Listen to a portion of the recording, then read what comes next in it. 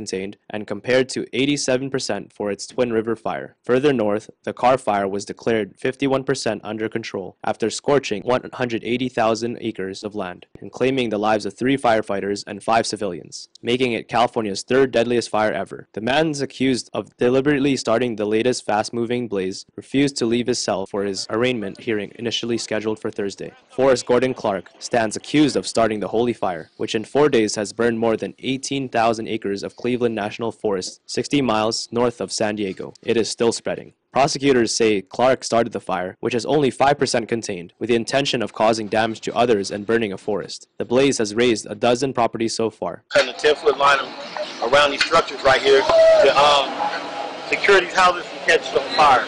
He has also been charged with threatening neighbors, one of whom lost his cabin in the fire, and resisting arrest. He faces sentences ranging from 10 years to life imprisonment. Mike Milligan, the local volunteer fire chief who owns a cabin near Clark's, told the Orange County Register that Clark had long-running feuds with neighbors in that area. Milligan said that Clark had recently sent him an email warning, "This place will burn." The head of the Orange County team fighting the holy fire said that blaze had started near Clark's cabin in Gin Canyon. Oh man, you know it's hard, but we make it look easy, man. You know, we just out here trying to get the job done, you know, as firefighters, you know, help protect the community. Before his arrest, Clark told a reporter he had nothing to do with the fire. The blaze has already forced the evacuation of 7,400 homes and more than 21,000 people. Many schools have been forced to close, and more evacuation orders were being issued. Our house has a sprinkler system on top of the roof, so it's been on for the last few days.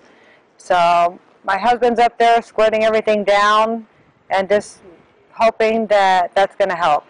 High temperatures were expected to worsen conditions and increase the likelihood of extreme fire behavior as well as heat illness issues for the firefighters and the public. California Governor Jerry Brown has declared a state of emergency for Orange and Riverside counties, where the fire is concentrated. Romanian police used water cannon and tear gas to disperse anti-corruption protesters in Bucharest after tens of thousands rallied to call on the left-wing government to resign. Local media said that between 50,000 to 80,000 people turned out for the protest, including many Romanian expatriates who returned home to show their anger at the graft in one of the EU's most corruption-plagued members. About 1,000 officers in riot gear intervened to clear the crowds assembled in a central square outside the main government building after some protesters tried to break through the police cordon. Nearly 250 people required medical attention after inhaling tear gas and pepper spray, while 10 police officers were injured by hurled stones and bottles, the emergency services said. Center-right President Klaus Iohannis said he strongly condemned the brutal intervention of the police, which was disproportionate to the attitude of most demonstrators, but added that any form of violence is unacceptable. In a Facebook post, Iohannis, who was frequently clashed with the government, also called on the Interior Ministry to explain why the event had been so mismanaged. The protesters had earlier chanted "Resign" and "Thieves" at the rally. Last month, Iohannis approved the dismissal of top anti-graft prosecutor Laura Codruta Kövesi, considered a symbol of the country's fight against corruption, after long resisting attempts to remove her by the ruling Social Democratic Party. With Kövesi at the helm, the Anti-Corruption Prosecutor's Office, also known as DNA, had led a crackdown on corruption among local and national elected officials in recent years, earning accusations of abuse of power and the enmity of many in Romania's political class. Thousands of people also joined demonstrations in other main Romanian cities. Around 4 million Romanians work abroad from an overall population of 20 million. Half the expatriates are living in Italy and Spain, according to official figures. Faptul că ne interesează România. Noi suntem plecați, eu sunt de 23 de ani. Acolo mi-am făcut un viitor, să spunem, dar eu vreau să mă întorc. Aș vrea copiii mei să trăiască aici, nu să trăiască acolo. Last year, those working abroad sent 4.3 billion euros back to their families at home, nearly 2.5% of the national GDP in one of Europe's poorest countries. În primul rând, o schimbare în clasa politică, o schimbare de a face lucrurile în țara asta, pentru că, sincer, e o bătaie de joc la adresa noastră, e o bătaie de joc la adresa copiilor, părinților noștri. Trebuie chiar să ne trezim cu adevărat la anul timp. Turkish director and Cannes Palme d'Or winner Nuri Bilge Ceylan received an Outstanding Contribution Award at the opening of the Sarajevo Film Festival. This is a great honor for me, really. I accept it with my heart. And I came here 3 times, this city, with the festival, and this is one of my favorite festivals, really. I say this honestly. Ceylon scooped the top prize at the Cannes Film Festival in 2014 for his epic drama, Winter Sleep. His latest feature, The Wild Pear Tree, was also selected to compete for the Palme d'Or at Cannes. The Sarajevo Film Festival, now in its 24th year, will also celebrate Ceylon's talent as a stills photographer with an exhibition of his work in Bosnian capital. The festival kicked off with an open-air screening of Cold War by Oscar winner Paweł Pawlikowski, who took home the prize for Best Director at this year's Cannes Festival. Pawlikowski also won the Best Foreign Language Movie Oscar for Ida in 2015. More than 200 films from 56 countries will be shown during the 8-day festival, which highlights work from southeastern Europe. This year's Sarajevo Jury will be led by renowned Iranian director Asghar Farhadi. Established as an act of resistance during the 1992 to 1995 inter-ethnic war in Bosnia, the Sarajevo Film Festival regularly attracts big names. Past guests include Robert De Niro, Angelina Jolie, Brad Pitt, Julia Binoche, Jeremy Irons, and John Cleese. Came here before the war, during the war, after the war, and it's just part of my life, it's part of my history, and it has so many resonances. And I hope that this film will have a resonance for you, and I suspect it might. It's about love in difficult times, about history, how it impacts on our lives. However, its main goal is to promote cinema from the region. Your films tell of lives of us living on the so-called outskirts of Europe. Tell the stories of those closest to us, our families, the neighbors, the cities, suburbs, and villages we. Up next, 4 killed in shooting in Fredericton, Canada. Saudi rules out mediation in Canada Row. Eagle News Canada will return in a moment. The machine is back at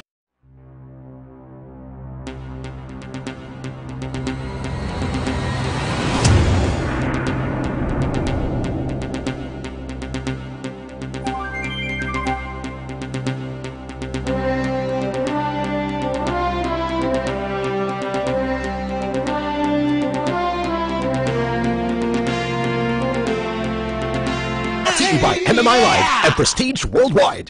As Eagle Broadcasting Corporation marks its 50th year, it is conducting several activities under the theme EBC Cares, enabling a better community. Health and nutrition are key factors on child's learning and well-being. EBC's feeding program encourages the community to combat malnutrition among children and ensure them a healthy future. EBC's cleanup drive and citronella planting hopes to help the community in caring for environment and preventing diseases such as dengue. EBC's public service program, Paglilingkod sa Bayan, Serbisyo para sa Mamamayan, has opened its doors to government agencies so more people can avail of these services.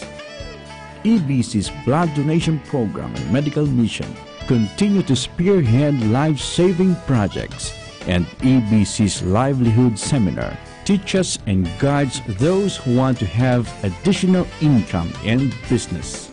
EBC Cares, serving the people in these interesting times.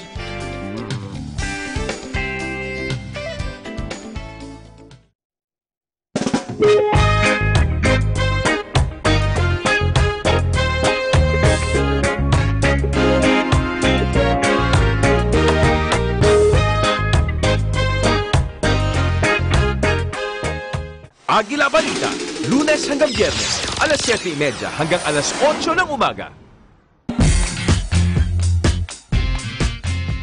Alam mo naman, feeling teleserye capital of the West. I know my mom, played a big role dun sa Metro Pop. Tapos yung mga songs na yan, parang naging classic eh. They're some of the best music that we produce.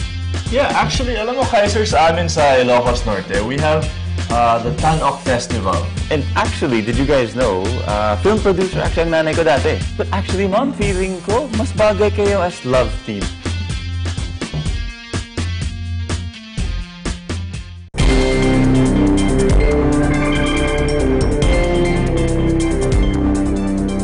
Welcome back. You are watching Eagle News Canada. 2 police officers were among the 4 people that were killed in a shooting in eastern Canada. Authorities said that a suspect has been arrested. Residents of the Brookside neighborhood of Fredericton, New Brunswick, reported waking to the sounds of multiple gunshots. Witnesses described to the Canadian Broadcasting Corporation seeing the barrel of a rifle or shotgun poking out from the window of a low-rise apartment building and firing into a courtyard, while the bodies of 2 officers lay on the ground nearby. Heavily armed police, paramedics, and firefighters quickly descended on the scene, and lockdown of the neighborhood was ordered, trapping some early risers in daycare facilities, coffee shops, and other businesses. Others were seen being escorted by police from their homes, some still in pajamas, to safety beyond a police cordon. Authorities in the provincial capital initially urged people in the Brookside neighborhood to stay indoors, describing an active incident on Twitter. An hour after giving first word of the killings, a second and then third message from police said, "At this time, we can confirm that we have 1 suspect in custody, and of the 4 people killed in this morning's shootings on Brookside Drive, 2 are Fredericton police officers." Then came word that the threat had been neutralized, the lockdown was lifted, and the police cordon was shrunk to a few blocks. Also, police added, "We can confirm that the suspect in custody is currently being treated for serious injuries related to this morning's shooting incident." The circumstances of the shooting in Fredericton, about 75 kilometers or 45 miles from the border between Canada and the U.S. state of Maine, were not immediately clear. The shooting happened in a sleepy residential area of the city north of downtown. Public broadcaster CBC quoted Robert Didiato, who lives in that area, as saying he heard a series of firecracker sounds around 7 a.m. Another resident, Pierre Huard, told Radio Canada he initially thought the sounds were children playing with firecrackers. The mass shooting is the second in the province in recent years, and comes only weeks after a man opened fire on July 22nd in a bustling nightlife district of Toronto, killing an 18-year-old woman and a 10-year-old girl and wounding 13 other people. The latter triggered a public debate on rising gun violence and gangs in Canadian cities, and calls for a handgun ban. Saudi Arabia on Wednesday ruled out any mediation in an escalating diplomatic row with Canada, adding that the kingdom was considering further punitive measures against Ottawa. Foreign Minister Adel Al-Jubeir told reporters that there's nothing to meditate and that Canada made a big mistake that should be corrected. Jubeir added that Saudi Arabia was considering additional measures against Canada without elaborating.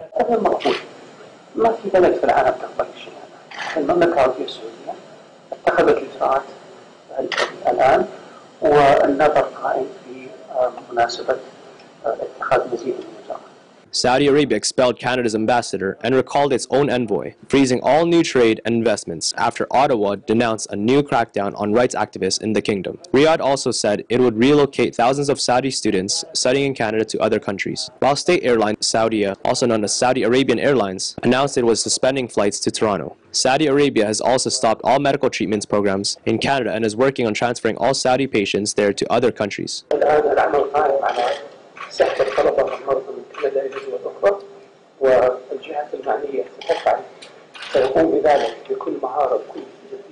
Further straining ties, the Saudi Central Bank has instructed its overseas asset manager to dispose of their Canadian equities, bonds, and cash holdings to no matter the cost. Canada sparked fury in Riyadh last week when it called for the immediate release of rights campaigners, including award-winning women's rights activist Samar Badawi, the sister of jailed blogger Raif Badawi. Samar Badawi was arrested along with fellow campaigner Nasima Al-Sada last week, the latest targets of what Human Rights Watch called an unprecedented government crackdown on women activists. It came after more than a dozen women's rights campaigners were detained and accused of undermining national security and collaborating with enemies of the state. When asked about the jailed activists, Jubeir reiterated that the government's earlier stance that they had been in contact with foreign entities but did not specify the charges against them. Our people will not accept outsiders sticking their fingers in our affairs.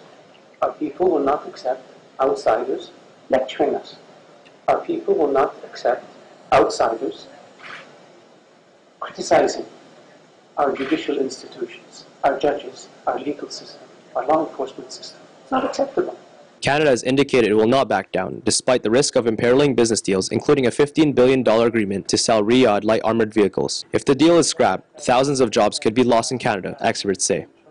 Coming up, EBC Sports takes us to the Canadian Open Golf Tournament and the Edmonton Heritage Festival. Eagle News Canada will return shortly.